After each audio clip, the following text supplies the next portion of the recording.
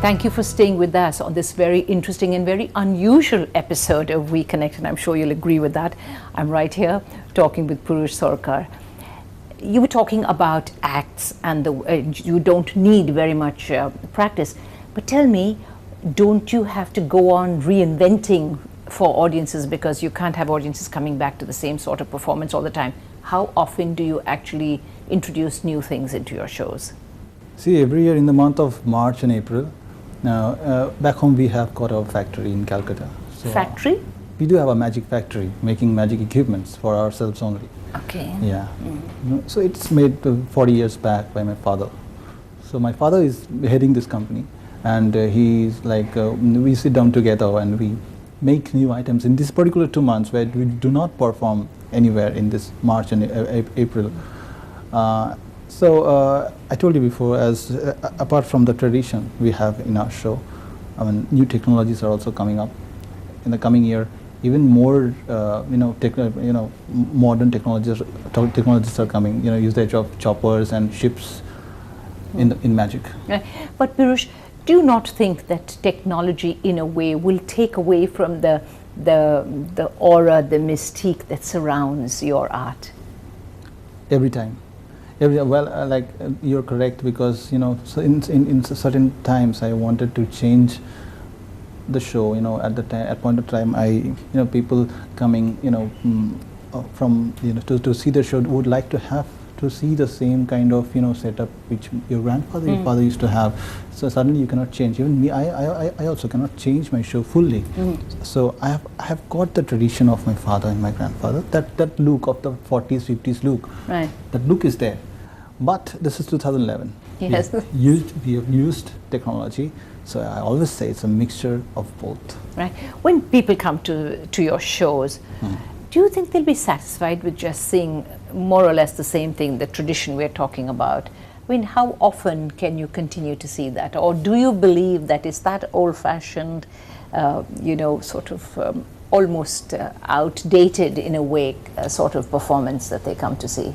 See, I don't think so at all, because wherever we go to perform, maybe in New York, in Washington, in Tokyo, still now, when people, they enjoy the very famous cutting a lady in halves and perform the same way my grandfather last did it in 1971 on 6th of January when he expired.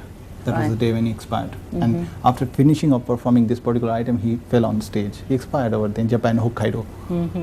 So still now, that item has been a big hit, a big smack, and people wants to see that item in that very dress, in that very costume, in that very setup only. Apart from that, the famous X-ray eyes is there, the water of India, the water of India of my grandfather, my father. So like in this particular acts, I cannot change anything. It's the same like used to be in 1930s, 40s, 50s. Yeah. Apart from that, we have got some new items called the shadow illusion, then passing through fan, then soul through soul. Lot of new items we are performing where it's my brain at the same time. We have got the tradition also at the same time. Do you have fun doing this kind of thing? I mean, your cheating is the wrong word, but no, it's really it's art, it's white magic. Sorry, it's not black magic. Sorry, we don't do black magic. Okay. I'm doing white magic. Yes. Right, I take that back. But what's the acceptance then of Indian magicians overseas, out of the country? Of course, very much. I mean, the land we are here right now, it's Tamil Nadu. So a lot of Tamil magicians are there in the United States. I met so many of them doing magic. Good magicians from South India doing magic all over the world. So many of Indian magicians. See, after the death of my grandfather, he is the Sorkar the Great, and then the emergence of my father doing magic has paved the way. So many of Indian magicians, maybe they're dressing up like the same Sarvani and the Pagri of P.C. Sorkar, now going to other parts of the world and doing magic, and people are accepting them like anything. Right. Can you make a living from being a magician? You are, but then you follow a very ancient tradition. It's been in your blood. It's your family have been magicians for just so many generations. Can a new person actually come up today and earn a living? That is what, I mean, not one, thousands and lakhs, they are doing it in different parts of India, outside India. Magic has become a profession today where everyone is making money, fame, even in rural areas. Forget about the urban areas. Even rural areas, now emergence of the print and the electronic media has paved the way up. People who used to think magic as witchcraft. They know today magic is nothing to do with witchcraft. It's the art of entertainment. Some people are getting entertained by seeing magic, and some are making money by doing magic. Right. Do you watch some of the other performers that we have on television, you know, some of the very well-known magicians around the world? Yes. Do you take any cues from them at all? I mean, you obviously put your own brand to it, but... Yeah, we do it because to survive in the market, of course, it's competition is there today. Maybe it's not between magician and magician. It's between one art with another art. So we have to keep ourselves updated by seeing all these shows. A lot of good American magicians are doing magic these days. We know Padma Shri Jadoo Samrat P.C. Sarkar is there, and apart from him, nowadays a lot of young talents are coming up. Right. But one thing I want to conclude every time, that magic, it was born in our country, India, because magic is called Indrajal. According to the old Hindu mythology, it is believed that Indrajal, Devaraj Indra was the first to do this particular art. And magic, the word magic has been derived from the Greek word magi, which means the wise man of the East. Right, of course, so, yes.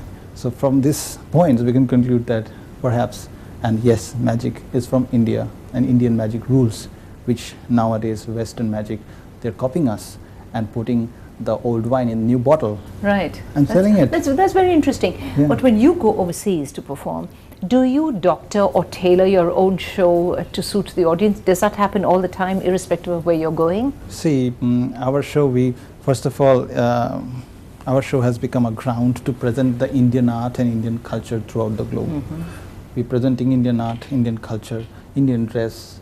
We have got the famous Water of India, where we are showing, the dress and the costumes and the behavior of Punjab, Sindhu, Gujarat, Maratha, Dravid, Utkala, Banga. Yes. So, even in places who they used to know less about India, Uganda and Paraguay, Uruguay, they are coming to know about all the Indian customs through this magic show.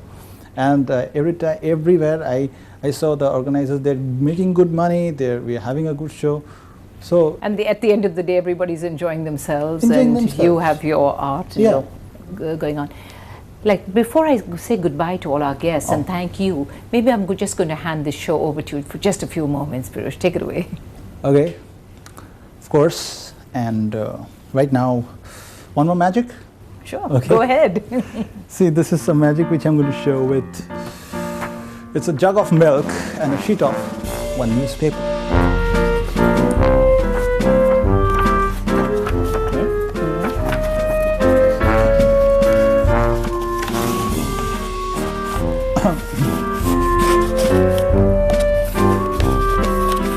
Making it into a cone there. Yes.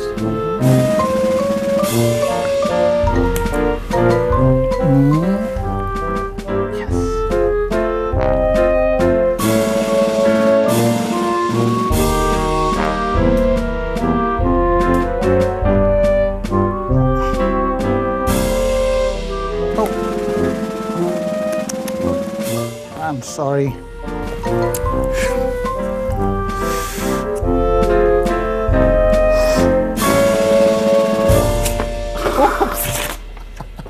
Oh wow, that was great. I mean, that's a lovely note to end on. Of course, I got a flower as well from this show. It's time to say goodbye to you on We Connect. It's been a pleasure to bring you this program. Pirush Sarkar has been most interesting, delight to have on our program today. And you don't forget to watch this very special episode of We Connect. And of course, we're on every single Friday night at 9:30. It's a program where you'll meet people who are interesting, people who are fascinating, like my guest today. And so until the next time, you take care. Bye for now.